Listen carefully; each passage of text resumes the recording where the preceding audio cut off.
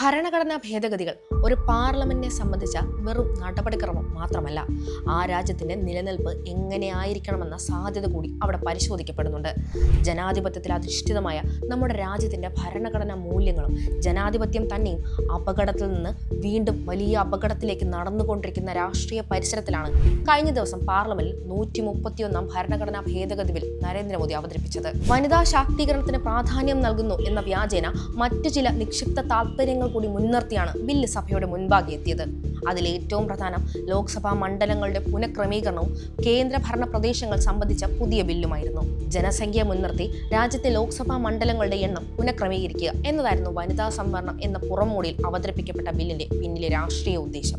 ഈ ബില്ല് പരാജയപ്പെട്ടതോടെ 12 വർഷം നീണ്ട നരേന്ദ്രമോദിയുടെ സംഘപരിവാർ വാഴ്ചയുടെ പതനവും ജനാധിപത്യത്തിന്റെ ഉയർത്തെഴുന്നേൽപ്പുമാണ് കാണാൻ കഴിയുന്നത്. ഭരണഘടനയുടെ അടിസ്ഥാന ആശയങ്ങൾ തന്നെ റദ്ദ് ചെയ്യുകയും തങ്ങൾക്ക് അനുകൂലമായി മാറ്റി എഴുതുകയും ചെയ്യാൻ പോന്ന അംഗബലം നരേന്ദ്രമോദിയുടെ കഴിഞ്ഞ 2 സർക്കാരിനും ഉണ്ടായിരുന്നു. തങ്ങൾ മുന്നോട്ട് വയ്ക്കുന്ന വിഭജന ആശയങ്ങൾ വരും ഭാവിയിൽ ഇന്ത്യയിൽ പ്രസക്തിയില്ല എന്ന തിരിച്ചറിവിന്റെ അടിസ്ഥാനത്തിലാണ് തങ്ങൾക്ക് അനുകൂലമായ ഭൂപ്രദേശങ്ങളിൽ കൂടുതൽ സീറ്റുകൾ ഏത് വിധേനയും ഉണ്ടാക്കി അധികാരം ഊട്ടിയുറപ്പിക്കാനുള്ള നീക്കമായിരുന്നു ആ ബിൽ.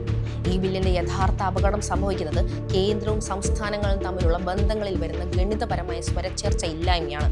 അതിനുമപ്പുറം മോദി രാജിൽ കഴിഞ്ഞ ഒരു പതിറ്റാണ്ടിന് മുകളിലായി സംഭവിച്ചുകൊണ്ടിരിക്കുന്ന ഫെഡറൽ തത്വങ്ങളുടെ ലംഘനങ്ങൾക്ക് ആക്കം കൂട്ടലും. വർഗീയമായ അജണ്ടകളിലൂടെ രാഷ്ട്രീയ നിലനിൽപ്പ് സാധ്യമാക്കുന്ന സംഘപരിവാർ അജണ്ട അധികാരത്തിനു വേണ്ടി ഒരിക്കൽ കൂടി ബ്രിട്ടീഷുകാർ നടപ്പിലാക്കിയ പൂർവ്വകാല നയങ്ങളുടെ പുസ്തകങ്ങൾ അവർ പൊടിതട്ടി നോക്കുകയാണ്. അതിൽ നിന്നും ഭിന്നിപ്പിച്ചു ഭരിക്കൽ തന്ത്രത്തിന്റെ ഏറ്റവും പുതിയ പതിപ്പായി കൂടി വേണം ഈ പരാജയപ്പെട്ട ഭരണഘടനാ ഭേദഗതിയെ കാണാൻ. രാജ്യം വടക്കെന്നും തെക്കെന്നും ഭിന്നിപ്പിച്ച് വഴിചേരുകയാണ്. ഹിന്ദി ഹൃദയമായ ഭൂമിയിലെ ഭാഷാപരവും സാംസ്കാരികപരവുമായ പ്രതിസന്ധിയും പ്രശ്നങ്ങളുമായിരിക്കും.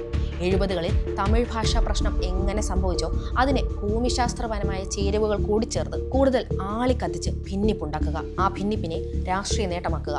ഹിന്ദി ഹൃദയഭൂമിയിലും സംഘപരിവാറിന് വേരോട്ടമുള്ള മണ്ണുകളിലും കൂടുതൽ ലോക്സഭാ സീറ്റുകൾ അനുവദിക്കുക വഴി അധികാരം എക്കാലവും തങ്ങളുടെ നിലനിന്നു പോകാനുള്ള മാർഗമായി അവർ കണ്ടു. അതിനെ ഒരാവശ്യമായി കാണണമെന്നതിന് വേണ്ടിയാണ് വനിതാ സംവരണത്തെ ഒരു പുറംമോടിയായി അവതരിപ്പിച്ചത്. പാർലമെന്റിനെ കാലങ്ങളായി നോക്കുകുത്തിയാക്കുന്ന സംഘപരിവാറിനേറ്റ തിരിച്ചടിയാണിത്. ഭിന്നിപ്പിച്ച് ഭരിക്കാനുള്ള രാഷ്ട്രീയ തന്ത്രത്തിനേറ്റ കനത്ത ആഘാതവും.